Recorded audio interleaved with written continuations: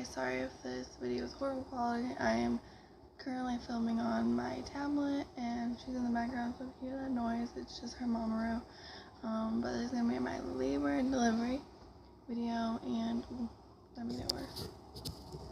Sorry. But first off, I got induced at 41 weeks because she was big already. I was gonna go longer to see if I could get things going, but I literally had no contractions. I was 2 centimeters dilated when I got induced, and it was like 70% phase, but that's it. And so I ended up getting induced at 7 o'clock in the morning. I went in and they started, got dressed and all that stuff, and I laid down and they got my IV, which was awful. I got a new nurse and she didn't know exactly what she was doing. The other nurse was trying to tell her what to do the whole time, and it ended up being miserable. So what happened was she wasn't getting in right. She was like, it was in my hand, she put it in my hand, and she was like digging around, and she ended up making me bleed everywhere. I wasn't looking, and I thought she like spilled fluid on me because it was like everywhere. I thought she just spilled the fluid on me, and then it got done, thank God. And later on I saw like blood everywhere. I was like, what the heck is this? And ended up being my blood that instead of the fluid like I thought. But so it went on. I wasn't induced, like I was induced, yes. I didn't mean wasn't, but I wasn't progressing like I should have been. They were giving me a lot, and it was making the contractions really, really, really bad and come really, really fast. And it wasn't too bad at first. Like I could handle it, it was good. I got up to like 4 centimeters, and I was getting, they were like bam, bam, bam, bam, and I still wasn't going. Like I was stuck at 4. They only checked me once, and I was at 4 through till like it was like 4. No, it was like 1 or 2 o'clock, and they checked me, and I was like 4, and I got in at 7 in the morning, which was horrible. But when they did that, I was only 4, and I wasn't progressing like I should have been. Like I should have been a lot more.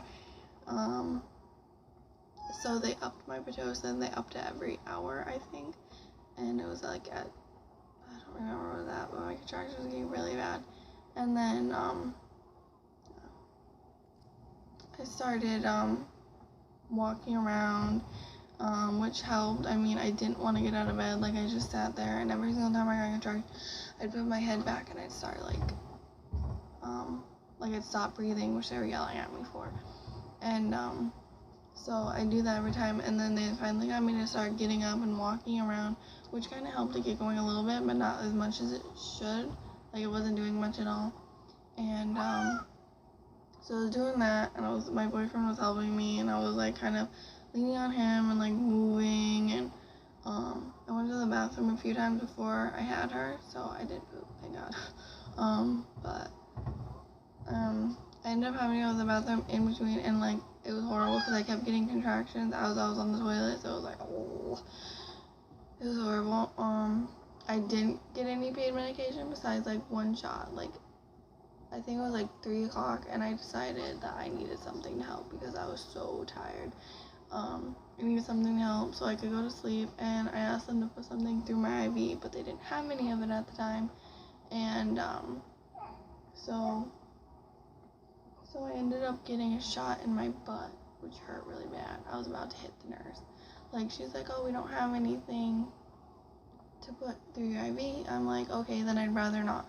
And then she's like, oh no, it's okay, we'll get it for you. So she brought in this shot, and she told me roll over, so I did. And then I was holding my boyfriend's hand, and then all of a sudden she sticks in my butt, and my hand just goes like this, like I'm about to whack her. I was so upset. Like it hurt so bad.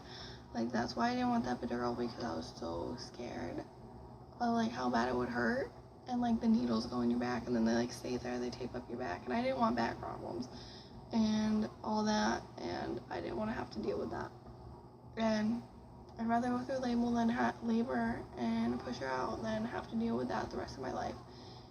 So, and it really wasn't that bad, honestly. Like out of a scale, the whole thing was like a 6 or a 7. So it wasn't that bad.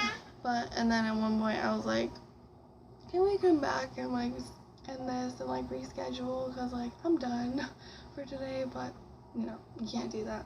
So it got to the interesting part, while I was making jokes and like talking, and I could eat ice, which I didn't do.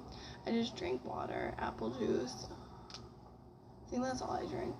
I didn't drink a whole lot because I was too focused on like trying to sleep and I didn't want to sleep when I could have slept. And that's my biggest mistake. When you first get there and you're like, oh, I'm kind of tired, but I'll just stay up, I'll sleep later when it gets bad. No, like sleep when it's not bad, because when it's bad, you can't sleep. Like you're like, ugh.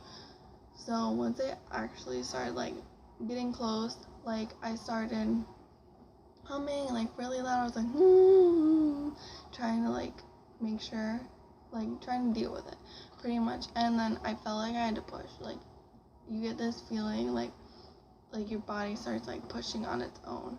So I tell my boyfriend, like, I feel like I have to push, like I feel like I have to push, like my body's pushing. And I was telling my mom that and stuff. So she ended up getting the nurse so that she could check me. And I was still 8 centimeters, and I kept pushing. Like my body kept pushing, like I couldn't stop it. And so everyone was telling me, stop pushing, stop pushing, stop pushing. Like I was gonna end up hurting her or me, and it wasn't gonna be good. So the doctor came in and he's like, tell me when she's like ready to go. So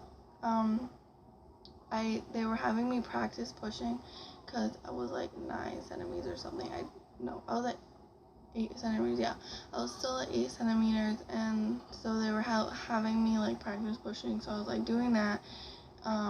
They don't do the 1, 2, 3. That's 1, 2, 3, 4, 5, 6, 7, 8, 9, 10.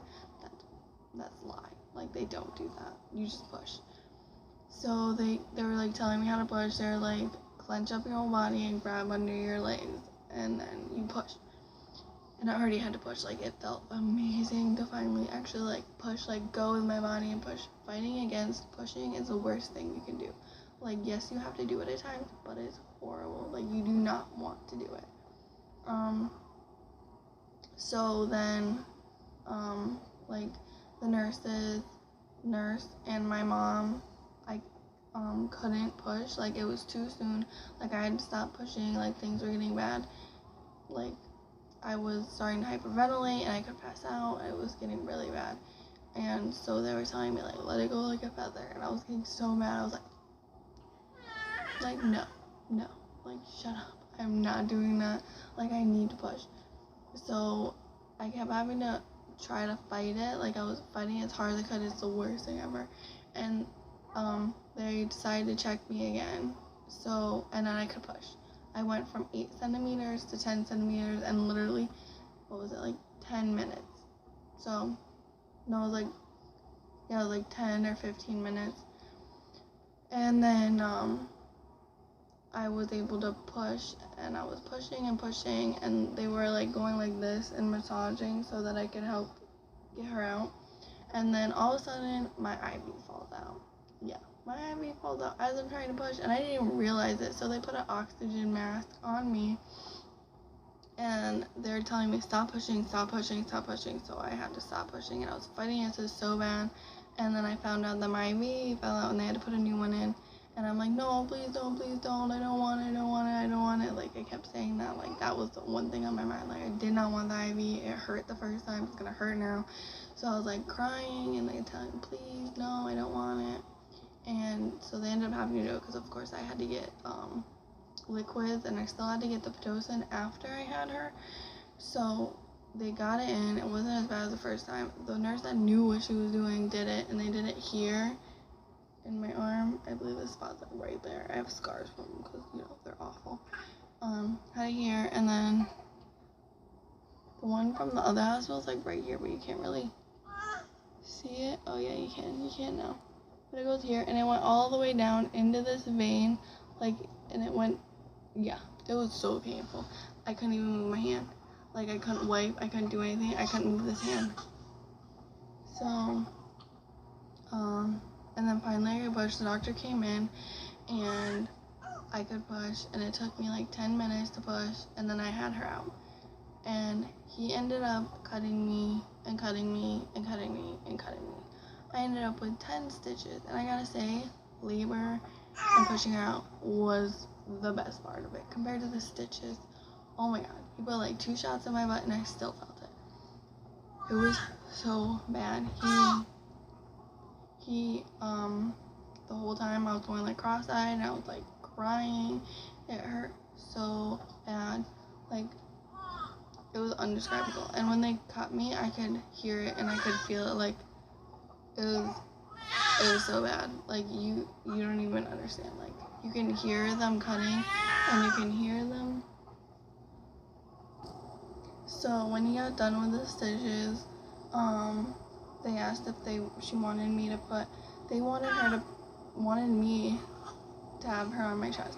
So I said, yeah, sure, because I was still in pain, like I didn't care much at the time. But, so I got her on my chest. She weighed 8 pounds, 2 ounces. She was 19.5 inches long.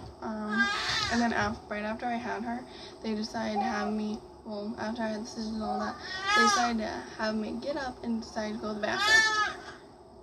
That was when she showed me how to like squirt down there and all that, and I ended up almost passing out. Like I lost blood or something like that, or it was too much trauma for me, but I ended up losing my hearing. I couldn't hear, and my eyesight was getting fuzzy, and I had to lay down. Like she was trying to make me go to the bathroom, which was a bad idea. I didn't have to lay down. I said that. She didn't care.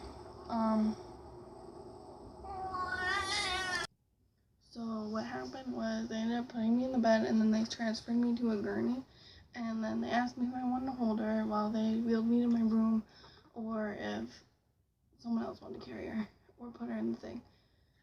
So I decided to hold her, and they transferred to the gurney, and then I wheeled to my room, and that was about it. If there's any questions or anything, I don't think I left anything out, but if there's any questions, anything would like to know, down in the description or something like that. I did get 10 stitches if I didn't say that already. I'll make another video about my postpartum. I'm actually like 2 months postpartum because she was in the hospital for a month due to issues that we had. She went straight from where she was born to a different hospital. I'll do a separate video on that, and then my postpartum, and then her 2 months. I did a meet me video with her, but I'll do more videos and stuff. It's just hard getting used to things since I've only been home for about a month now. So yeah, thanks for watching, and see you in my next video. Like, subscribe, and comment any suggestions or anything you want to see. Bye guys. Just for anyone that wanted to see her, this is her. Oh, say hi.